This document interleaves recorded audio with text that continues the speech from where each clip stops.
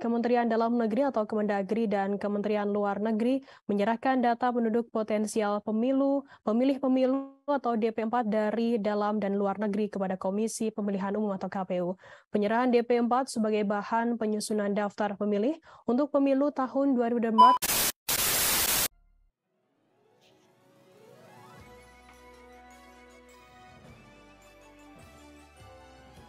Setiap gelaran pemilu, isu tentang data pemilih menjadi isu yang krusial karena hal ini menyangkut dengan hak pilih warga negara. Hal tersebut dikarenakan hak memilih adalah salah satu hak fundamental dalam sistem demokrasi. Penyusunan data pemilih dalam pemilu melalui proses yang panjang, dari penyerahan data DP4 ke KPU, proses pemutakhiran data melalui coklit, hingga penyusunan daftar pemilih tetap. DP4 merupakan pintu awal dari proses penyusunan data pemilih. Penting bagi kita untuk memahami lebih dalam terkait data pemilih potensial atau lebih dikenal dengan DP4. Yuk simak penjelasannya. Dikutip dari pasal 1 Peraturan Komisi Pemilihan Umum atau PKPU nomor 7 tahun 2022 tentang penyusunan daftar pemilih untuk pemilihan umum, bahwa DP4 adalah data yang disediakan oleh pemerintah berisikan data penduduk yang memenuhi persyaratan sebagai pemilih pada saat pemilu diselenggarakan. Saat ini DP4 dan DP4 luar negeri disinkronisasi dan disandingkan dengan daftar pemilih tetap DPT pemilu terakhir menjadi daftar pemilih. Untuk selanjutnya dilakukan coklit. Setelah tahap DP4, data pemilih akan disusun agar tercantum dalam daftar pemilih pemilu.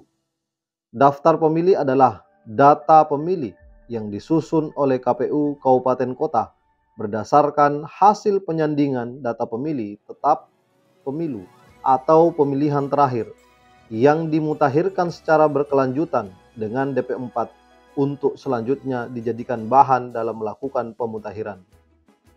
Pasal 15 ini ayat 3 huruf C tidak memisahkan pemilih dalam satu keluarga pada TPS yang berbeda. Begitu Pak Korbit. Adapun syarat agar terdaftar sebagai pemilih pemilu yang tercantum dalam DP4 adalah sebagai berikut. 1. Adalah pemilih yang berada di dalam negeri yang pada hari pemungutan suara genap berusia 17 tahun atau lebih, atau sudah menikah atau sudah kawin secara terinci untuk setiap kelurahan, desa, atau sebutan lain. Selain itu, berdasarkan pasal 13 ayat 2 Peraturan KPU nomor 7 tahun 2022, data-data yang harus ada pada DP4 adalah sebagai berikut. 1. Nomor urut. 2. Nomor induk kependudukan. 3. Nomor kartu keluarga. 4. Nama lengkap. 5. Tempat lahir. 6. Tanggal lahir. 7. Jenis kelamin. 8. Status perkawinan. 9. Alamat, jalan atau duku atau sebutan lain. 10. Rukun tetangga atau RT. 11. Rukun warga atau RW. 12. Ragam disabilitas. Dan terakhir, nomor 13, status perekaman KTP elektronik.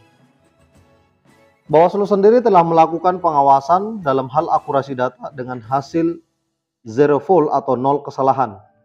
Melalui cara memastikan semua pemilih yang memenuhi syarat dilakukan coklit. Dengan cara audit data pemilih, dalam strategi pencegahan, jajaran pengawas di bawah telah memaksimalkan koordinasi dengan stakeholder. Selain itu, melakukan patroli pengawasan pemutakhiran data pemilih, kemudian juga terkait dengan potensi pemilih pemula, pemilih yang meninggal dunia, serta alih status TNI dan Polri. Nah, itu dia sekilas penjelasan singkat mengenai DP4 atau daftar penduduk potensial pemilihan. Semoga sahabat Bawaslu Kota Balikpapan mendapatkan gambaran singkat terkait proses penyusunan data pemilih yang dimulai dari DP4. Pada pembahasan selanjutnya, kita akan membahas lebih lanjut tentang apa itu daftar pemilih sementara atau DPS.